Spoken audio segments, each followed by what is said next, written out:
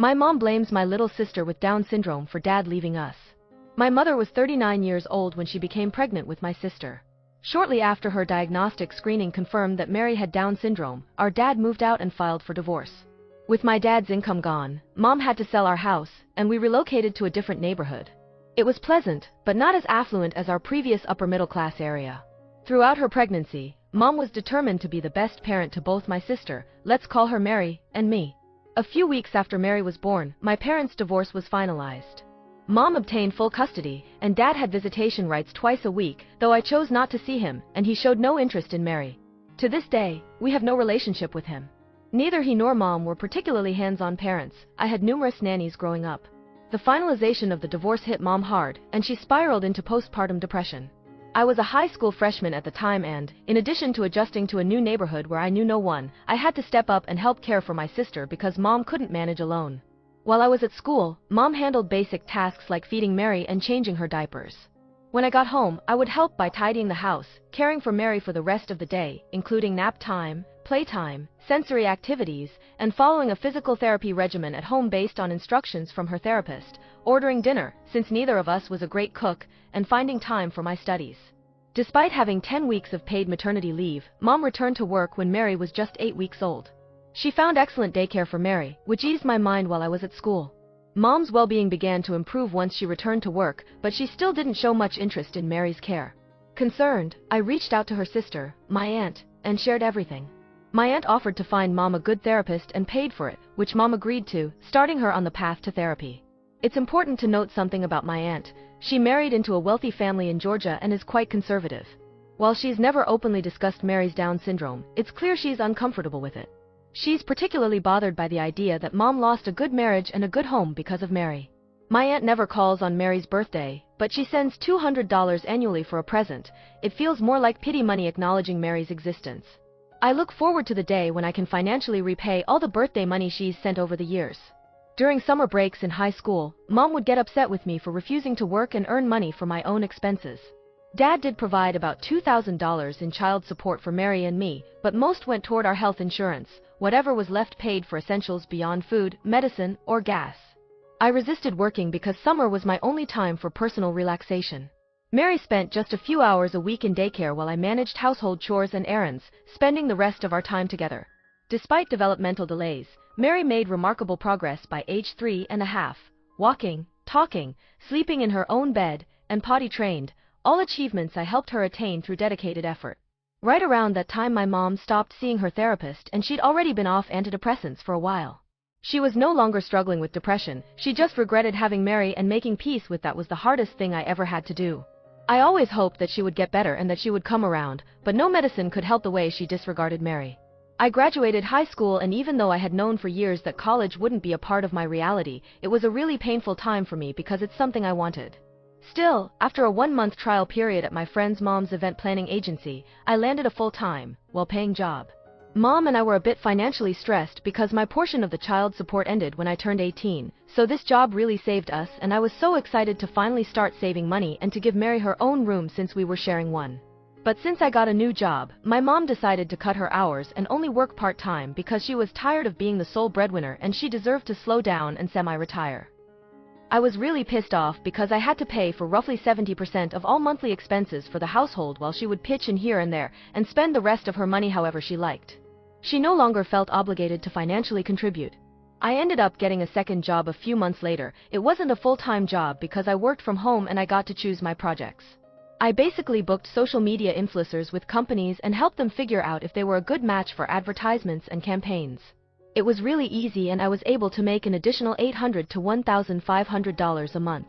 After about a year, I had saved enough to buy a really good used car. My mom did get me a used car for my 16th birthday, but she didn't want to pay for all the repairs it needed, so I spent over 3 years driving Mary and myself in an unsafe car. I was proud of myself, so you can imagine the absolute shock that ensued when my friend called me to ask me why I was selling the car I just got. My mom posted photos of my car on her Facebook and put it up for sale because, according to her, I didn't need a fancy car. She said we could split the money and I could get a more cost-effective car since I had to be more responsible with my finances. The argument that followed was our biggest one yet, and we ended up establishing some strict rules when it comes to our relationship. From that moment on, our mom became like a roommate to Mary and me. I even stopped calling her mom and started using her name. I did find comfort in knowing that Mary wasn't alone in this. Our mother was treating me the same, and it was not us. It was never us. She's just someone who never should have been a parent. I remodeled an upstairs office in our home and turned it into Mary's safari-themed bedroom. I got us annual Disney passes. We travel and go on little road trips together. I've learned to cook pretty well and Mary loves helping me. I have 3 friends I consider family who love Mary and me unconditionally. It's a good life. A great fucking life, so I hate the fact that I'm subconsciously victimizing myself because of everything. I've kissed once, I've been on 2 dates with 2 different guys, but I've never done it before. I never party. I take Mary to my hair and nail appointments. I take care of all of her medical appointments and therapy. I know every nursery rhyme and toy unboxing video to ever have existed on YouTube. God, I feel guilty even typing this out, but I get overwhelmed with sadness and bitterness when I think of the life I wanted and never got to have. I'm like a 50-year-old trapped in a 21-year-old girl's body. And it hurts even more when I hear how my mother compares me to my 20-year-old cousin who moved to Austin for college. The 2 of them go shopping together, they have brunch together, she knows all about her fun college life, the boys she's dating, and she makes sure to always emphasize how lucky my aunt is to have such great, accomplished kids. Another thing she likes to do is mention how my other cousin has won several beauty pageants, and she only does this because my friends once asked me if I'd like to apply for our school's pageant, and she tried to embarrass me in front of them by saying that I couldn't win anything with my daddy's face. I throw myself a mini pity party whenever she kicks me where it hurts, and then I look at Mary, at this sweet, little, soon-to-be 7-year-old girl who just finished first grade with the most smiley and star stickers from her teacher, and I feel so ashamed of myself. Quarantine has been difficult for us because we suddenly had to be home with our mother all the time. I had to coordinate my work and Mary's homeschooling, and I really tried to minimize all outings because Mary has asthma, which makes her high risk. My mother, however, would go to the store twice a day just to get out, or she would go to the park, and even now that things have started to open up, she was the first one to go and eat out and visit friends like it's no big deal. Because of that, another huge argument ensued, and I told her that we should go our separate ways if she'll let me take custody of Mary. I was serious and she knew that. She told me that Mary has already caused her embarrassment because she had to divorce, and that she's not letting it happen a second time by making herself seem like she's unfit to parent. And she's right, I don't have much to go on even if I wanted to take her to court to claim that she's unfit, at least not with this budget. It would completely drain my finances and I would probably lose the case and lose Mary for good. She's not abusive or hostile towards Mary, she's just not anything towards her. It's not even neglect because she does pay for a few things and she will babysit if I have to run somewhere, but she's literally like a stranger roommate to us, not a mom. That really crushed me, and I was sitting in the kitchen thinking about everything when Mary came to ask me for a snack. I didn't hear what she said, so she talked back and I yelled at her. I snapped at her for the first time ever, and she looked at me the same way she looks at our mother. I'm so terrified that I'll allow myself to become like her because she's just pushing my buttons whenever she can. At this point, all I can do is save money like crazy and gather copies of all my finances and bills as proof that I take care of Mary, and wait for a few years until I can pay for a good lawyer and court expenses. I can't spend decades with this woman and wait until she dies and I get custody over Mary. I can't. I don't know what else to do to keep my sanity, and most importantly, to stop these feelings of self-pity and victimization, because all they do is make me feel guilty and Mary doesn't deserve that. Update, 2 years later. Last year, after posting here, I got in touch with a few kind individuals who helped me get free legal counseling. At the counseling, the attorney I was talking to thought it would be best to comb through my own life, fix whatever had to be fixed, and then proceed to legally petition for guardianship over Mary. He didn't think I had much to go on because, as I wrote earlier, my mom wasn't completely neglectful, she wasn't abusive, and she wasn't unfit to parent. She just had no problem dumping almost everything on me and using my love for Mary to manipulate me into not leaving. But he also thought that even though it was probably going to be messy, I could win. The only major problem was the fact that I had to move out and leave Mary behind. Moving out meant I could prove that I can provide a good, safe, and stable home for Mary, all on my own. So at the end of July 2020, I did the hardest thing I'd ever done, and I moved out of our family home and into a 2-bedroom apartment. 1 bedroom for me and 1 bedroom for hopefully Mary. In that same week, I was laid off work at the event planning agency. I felt miserable and like I'd made the worst mistake of my life. My friends really saved me during that time with their emotional help and support, because all I did was cry and worry about Mary. I had to gather all my strength to get over the paralyzing fear that started to consume me. I still had my side gig that became my main income, but I could never support the 2 of us with that, so, on top of everything else, I started looking for another job. I got incredibly lucky with that, as a company I had worked with previously had an opening in their PR team and they hired me. All of this, from the day I moved out until the day I got another job, lasted about 3 weeks. And during those 3 weeks, I would see Mary once a day for about an hour. Our mom allowed me to continue visiting her, and she was being weirdly calm through all of this, which made me believe that she lawyered up and her odds were better than mine. I started reaching out to Mary's teachers, other parents I was on friendly terms with, her doctors, a few of our family members. I was basically looking for people who could support me in writing and let the court know that I was the one taking care of Mary. I also made copies of every document and receipt I had that could support my claim. My friends pitched in and gave me $1,500 of their own money to help me with the potential cost of everything, and then the most unexpected thing happened.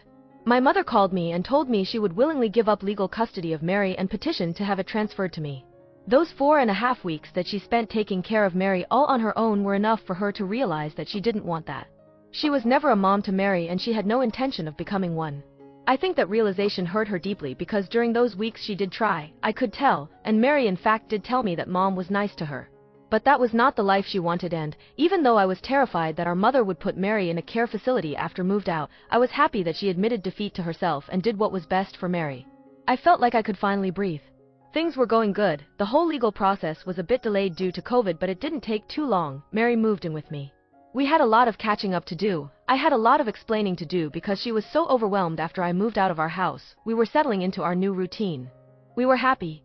At the same time, COVID restrictions kept changing. School had already started and I was terrified of navigating through it all. Mary had asthma that was fully under control, and she would only have minor flare-ups during allergy season, but it still made her high risk when it came to COVID. I held off on sending her back to school for in-person learning. I worked from home Tuesday through Friday, and I only had to be in office on Mondays. During that time, Mary would be at home with a nanny who was tested every time, and later on, she was vaccinated too. But the isolation was slowly getting to Mary, as she was highly social, so I agreed to taking her to one play date a week and one outing of her choice per week, which was usually shopping. We did go on daily walks and little trips to nature, but that was usually just the two of us. Sometimes one of my friends who were also COVID safe would join us. None of it was enough, or should I say all of it was too much. None of the precautions were enough, and all of the little outings I decided to make possible for her were too much. I lost Mary to COVID in February of this year. One morning she woke up with a fever, and I knew. Her symptoms developed rapidly. Her lungs lit up like a Christmas tree on the X-ray, and she was hospitalized. On day 2 of her hospital stay, she had to be put in an induced coma and placed on a ventilator. She was doing well for the first week, and then her blood pressure started dropping rapidly. My heart shattered into a million pieces when I saw the caller ID on my phone at 11:26 p.m., and it's been that way since. Our mother, who is fully blaming me, has moved back to Georgia to live with her sister. And have been both alive and dead since the day Mary died. I haven't visited her little grave since the funeral. I pay someone every week to go to her grave, leave flowers for her, and clean up the previous ones. Sometimes I go to the graveyard multiple times a week, and I just stand by the fence, without moving forward. I'm angry and miserable and numb and heartbroken, all at the same time. I've distanced myself from all of my friends who are still not giving up on me, but I can't bring myself to accept their help. I feel undeserving of it. I feel responsible and guilty, and like the only way I should be allowed to live my life is in complete pain. Because if Mary doesn't have a happy ending, why should I get to have one? I know I need help and therapy, and I have to learn to live with this. But I don't want that now. I want to spend my days in silence, talking only at work when I have to, and I just want to barely survive. I don't even feel worthy of taking my life because my brain is telling me I'm undeserving of the easy way out.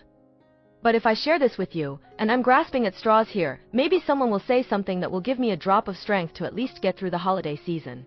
Nobody loved Christmas more than Mary, and these days the pain is suffocating me as I look around and see how festive everything is. But the pain is the only thing I have now, as a reminder of how much love I had and still have for my Mary.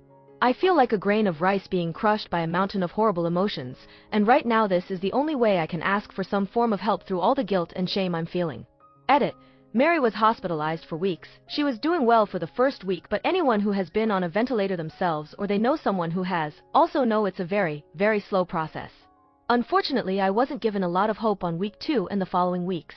At the time of her death, Mary was COVID negative, but her little body was so tired from fighting, and her blood pressure was the first thing to worsen her already fragile condition. So even though she was negative to the virus when she died, it's still what took her away from me. Without it, none of this would have happened.